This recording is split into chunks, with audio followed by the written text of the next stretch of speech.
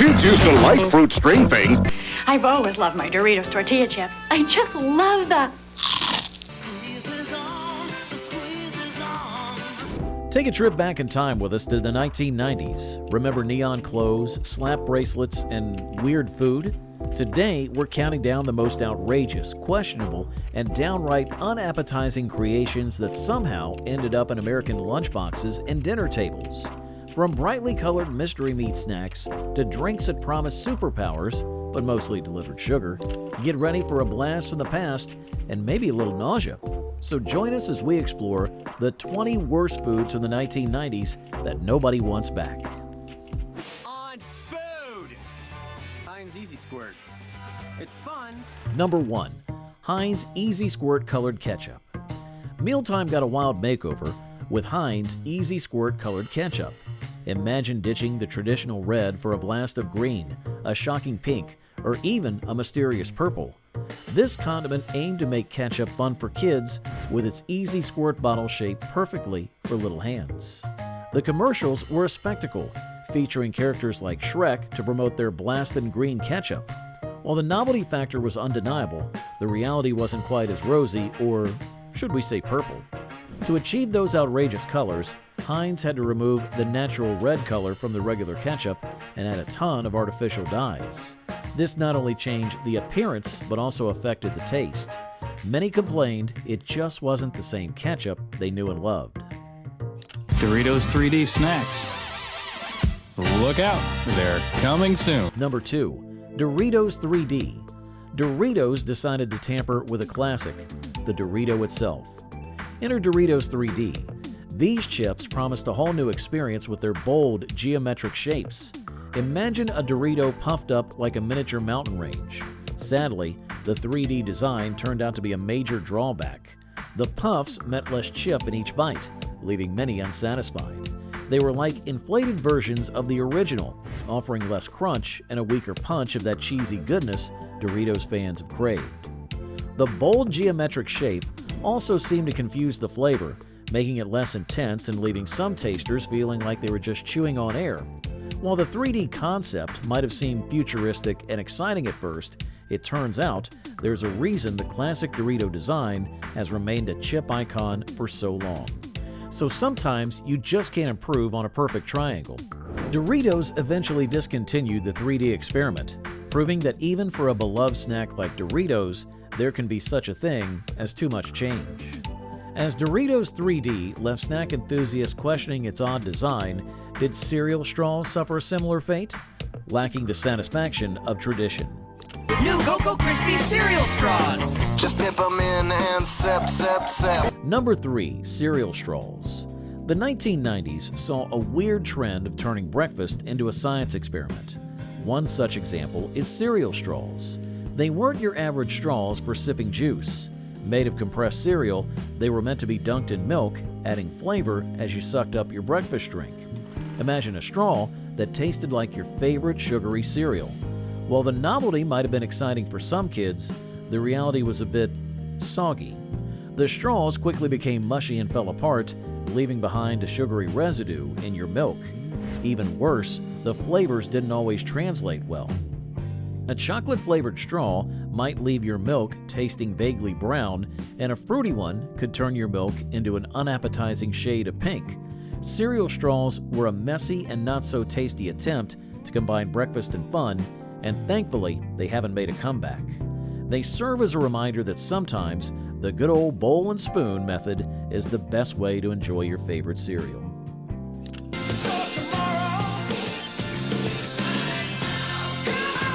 Number 4. Crystal Pepsi.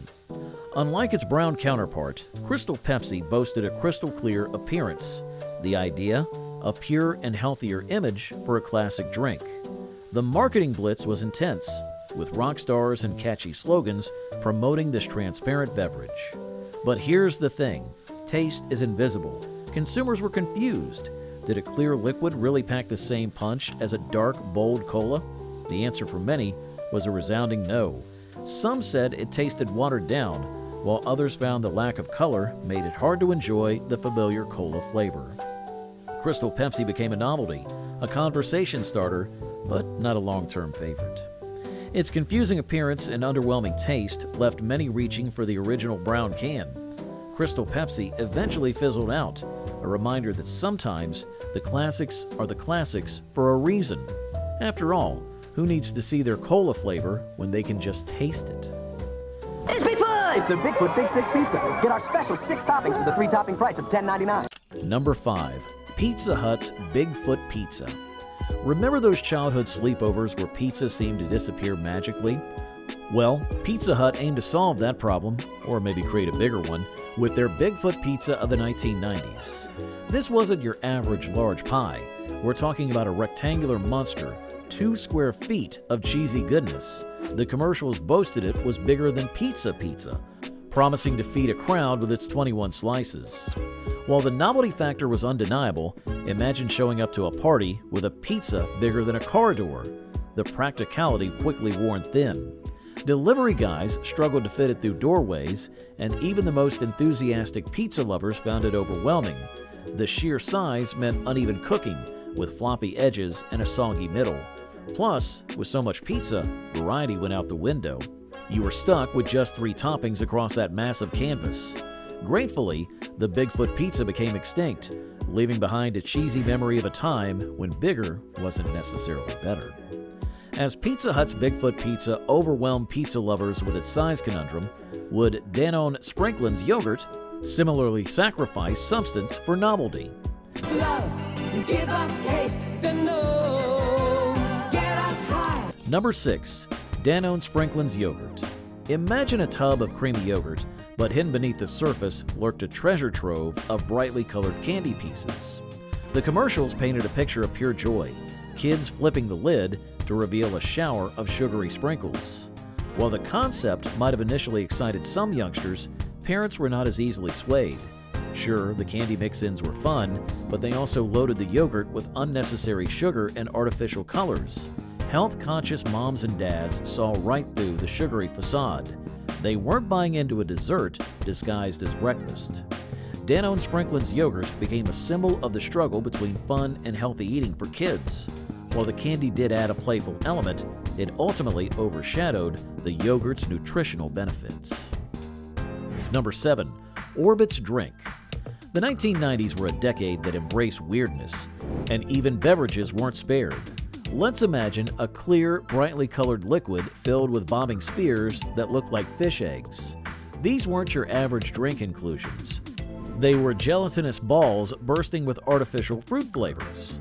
The idea might have sounded appealing, especially to kids. A drink that was like a party in your mouth. Sign them up. But the reality was far less exciting. The texture of the gummies was a major turnoff for many. They were oddly slimy and stuck together at the bottom of the cup, making for an uneven drinking experience. Some described it as like drinking lukewarm fish eyeballs.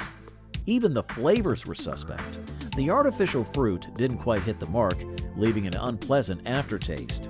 On top of that, the colors were so alien, bright purples, greens, and oranges, that they discouraged some from even trying the drink. Orbit's Drink left consumers questioning the appeal of odd textures and flavors.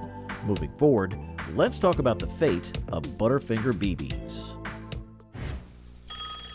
I got it. Butterfinger BBs. Number 8. Butterfinger BBs.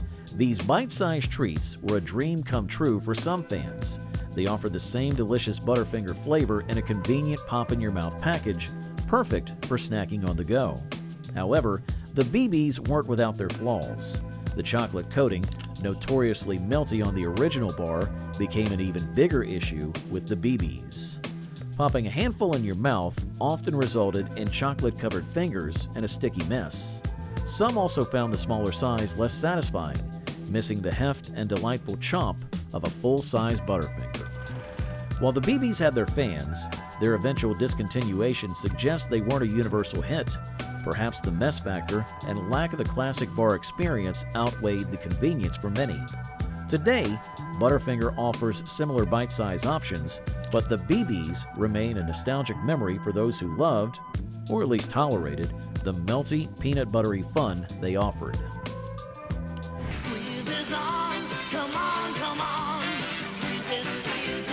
Number 9. Squeeze It. Remember those neon lunches in the 90s? Squeeze It was a big part of that trend. These plastic bottles weren't just containers, they were cartoon characters with wacky faces begging to be squeezed. Kids loved the playful packaging, but what lurked inside wasn't exactly healthy food. Sure, the names were enticing, Chucklin' Cherry, Grumpy Grape, but these drinks were more sugar than actual fruit. One squeeze delivered a concentrated burst of sweetness with artificial colors just as vibrant as the bottles themselves.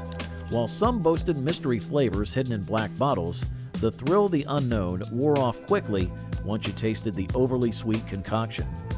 Squeeze It wasn't all bad. The squeezable bottles were undeniably fun, and parents appreciated the unbreakable design, perfect for lunchboxes. But the truth is, the sugary content overshadowed any positives. Kids used to like fruit string things, but now they're wild about it. That's because we took the string. Number 10. Fruit String Thing. It's a 90s kids lunchbox staple that was more about the fun than the actual fruit. They contained a wiggly, string-shaped fruit paste that unfurled like a Technicolor party streamer. The concept was ingenious, edible play, and a supposedly healthy snack all in one. The fun factor often overshadowed the somewhat questionable nutritional value. While marketed as a fruity treat, the string things were mostly sugar with minimal real fruit content. The flavor, while vaguely fruity, couldn't compete with the pure joy of unraveling the string into loopy shapes, building edible bridges, or even tying it around your finger like a sugary jump rope. Lunchtime became playtime, and sometimes the actual eating part was neglected altogether. For parents, the mess factor was another hurdle. Unraveling the string often led to sticky fingers and lunchbox carnage. And let's not forget the inevitable fight between siblings over who got the longer string. As the fruit string thing's playful allure overshadowed its nutritional value, whether Olean chips face a similar fate, trading taste for a dubious health promise. I love the Olean chips. Want to know more about potato chips made with Olean? I feel good. Number 11. Olean chips, Olestra. During that era, there was a surge in healthy snacks that promised guilt-free indulgence. One such example was Olean chips. These chips boasted a revolutionary ingredient called Olestra, a fat substitute that made them seemingly magical, low in fat and calories, yet retaining the delicious crunch of a potato chip. On paper, it sounded perfect. Dieters rejoiced at the chance to enjoy their favorite snack without the usual guilt. But here's the catch. Olestra had a rather unpleasant side effect. For many, indulging in Olean chips resulted in a not-so-pleasant digestive experience, including cramps, bloating, and, well, let's just say a rapid exit for the chips. The internet exploded with tales of Olean-induced woes, turning the healthy snack into a national joke. Instead of reaching for a bag of Oleans, people opted for the real deal, even with the extra fat, figuring a little indulgence was better than a potential digestive disaster. Andrew Salvaggio, McDonald's executive chef, food enthusiast, and the man who actually created the Arch Deluxe. Number 12, the McDonald's Arch Deluxe. The 1996 launch of McDonald's Arch Deluxe was a gamble on grown-up taste buds. They aimed to shed their image of a strictly kid-focused restaurant by introducing a more sophisticated burger. The Arch Deluxe boasted fancy ingredients: a quarter-pound beef patty topped with lettuce, tomato, red onion, cheddar cheese, a creamy herb sauce, all nestled in a sourdough bun. While the ingredients sounded promising, the execution fell flat. The price tag, significantly higher than McDonald's usual offerings, alienated budget-minded customers. Adults, who the fancier ingredients might have tempted, balked at paying a premium for a fast food burger. On the other hand, the commercials featuring kids grossed out by the sophisticated flavors confused their core audience of families. The marketing campaign, coupled with a higher price and just okay taste, doomed the Arch Deluxe. People realized they could get a similar and perhaps even tastier burger elsewhere for the same price, or get a classic McDonald's meal for much less. The Arch Deluxe became a symbol of McDonald's failed attempt to be something it wasn't. In the end, people craved either a delicious and affordable meal or a truly gourmet burger experience, and the Arch Deluxe fell awkwardly in between. So as the Arch Deluxe's attempt at sophistication missed the mark, would Surge face a similar fate? struggling with its intense flavor and loaded promises. Surge. It's a fully loaded citrus soda with carbos. Feed the rush. Number 13, Surge. This citrus-flavored soda promised a radical experience with its bright green color and bold, in-your-face marketing. Surge was all about being fully loaded. Loaded with citrus flavor, loaded with caffeine, and loaded with sugar. While it appealed to some teenagers seeking an energy boost, the loaded part ended up being a major turnoff for many. The intense citrus flavor could be a bit overwhelming, and the massive amount of sugar gave some a jittery high followed by a crashing low. With a whopping amount of caffeine, even exceeding a cup of coffee in some cases, Surge wasn't just a soda, it was a full-on energy drink before the energy drink category even boomed. This led to concerns from parents and health professionals worried about teenagers overloading on caffeine and sugar. Surge eventually fizzled out, a victim of its own intensity. Today's consumers have a wider variety of citrus-flavored sodas, and the focus on healthier options means they typically pack less sugar and caffeine. I'd eat All-Star Lunch. New Lunchables All-Star Burgers. Number 14, Lunchables. These brightly colored compartments promise a complete lunch all in one box. Tiny squares of pizza, processed cheese slices, mystery meat lunch meat, and maybe some crackers or a juice box. For kids, it was a dream come true, a self-contained lunchbox adventure. However, for parents, convenience comes with nutritional cost. Those little squares of pizza were often greasy and lacking in real vegetables. The lunch meat, sometimes adorned with an unnatural shade of pink, raised questions about its origin. And don't forget the sugary drink or dessert that often rounded out the meal. While the portions were small, they were often packed with sodium, fat, and sugar, not exactly the fuel growing bodies need. While Lunchables might have been a lifesaver for busy parents, the lack of fresh ingredients and focus on convenience over nutrition eventually caught up with them. Today's parents are more health conscious, opting for packable lunches that prioritize whole foods and a balanced diet. Lunchables are still around, but their popularity has waned as parents seek out healthier options that don't require a tiny plastic tray and a cartoon character on the box. Eat like a kid again when all you cared about was taste. Introducing new Lay's Wow Potato Chips. Number 15, Wow Chips. These colorful, crinkled chips promised a guilt-free indulgence, boasting the same magic ingredient, olestra, the fat substitute known for causing, well, let's just say digestive distress. Wow Chips came in a variety of wacky flavors like Radical Ranch and totally tangy tomato, appealing directly to kids. But the fun flavors couldn't mask the underlying issue. The presence of olestra made the chips taste somewhat greasy and artificial, despite being low in fat. More importantly, the potential for stomach upset loomed large, leading many to opt for regular chips with a bit more fat rather than risking a digestive disaster. Just like Olean chips, Wow Chips became a cautionary tale about the pitfalls of sacrificing taste and comfort for a healthy label. The internet buzzed with stories of unfortunate after effects, and soon the wow factor wore off. People opted for the familiar crunch and satisfaction of a regular potato chip, with the occasional greasy finger a small price to pay.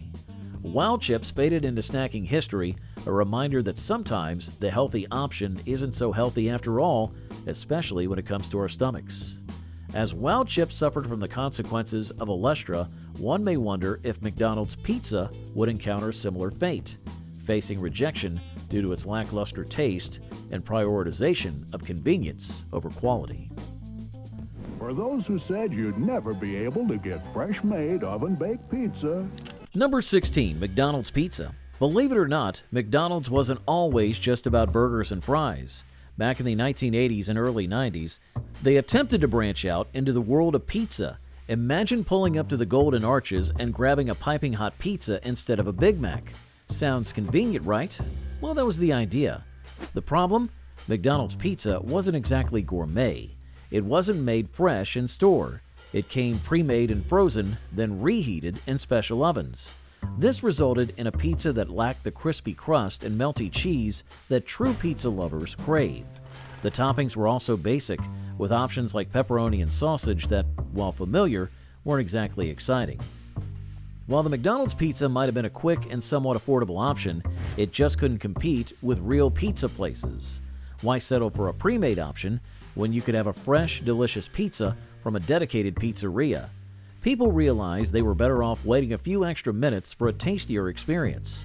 McDonald's pizza quietly disappeared from the menu, a reminder that even fast food giants can make menu mistakes.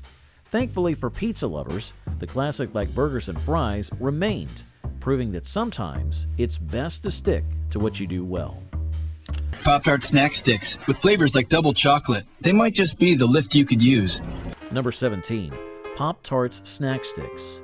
These bite-sized treats promise the same delicious Pop-Tarts filling, but in a convenient, finger-shaped form. Imagine Pop-Tarts miniaturized, perfect for throwing in a lunchbox or munching on between classes. While the concept seemed like a win for busy mornings, the execution fell short. Unlike the classic toaster treat, snack sticks lacked the satisfying crunch of a Pop-Tart's crust. Instead, they had a soft, cakey texture that left many wanting the familiar, flaky exterior. The filling, while still sweet and fruity, seemed less substantial in the smaller format, leaving some feeling unsatisfied. Perhaps the biggest drawback was the mess factor. Unlike the self-contained goodness of a Pop-Tart, snack sticks got crumbly and sticky easily. Eating them on the go often resulted in sugary residue on fingers and clothes, which is not exactly ideal for a busy school day. Pop-Tart snack sticks ultimately failed to capture the public's affection. They lacked the satisfying crunch and mess-free convenience that made the original Pop-Tarts a breakfast staple. All you do is pour some Jell-O brand gelatin into a mold and chill until it thickens. Number 18. Jell-O salad gelatin. Imagine a wobbly, brightly colored mold on your dinner table, not filled with fruit and whipped cream, but with vegetables, meats, and sometimes even seafood suspended in a jiggly mass. The idea was to create a festive and visually appealing side dish. Recipes featuring molded carrots, peas, and celery cubes promised a fun and colorful addition to any potluck. However, the reality was often unappetizing. The sweetness of the gelatin clashed with the savory flavors of the ingredients, creating a confusing and unpalatable experience. Vegetables like peas took on an artificial sheen when suspended in the gelatin, and meats like cubed ham or chicken seemed oddly rubbery. Even the most dedicated Jell-O fans struggled to embrace the savory versions. The sweet and savory combination just wasn't something that most taste buds were willing to accept. Jell-O salad gelatin became a well-meaning but ultimately unsuccessful attempt to expand the brand's reach.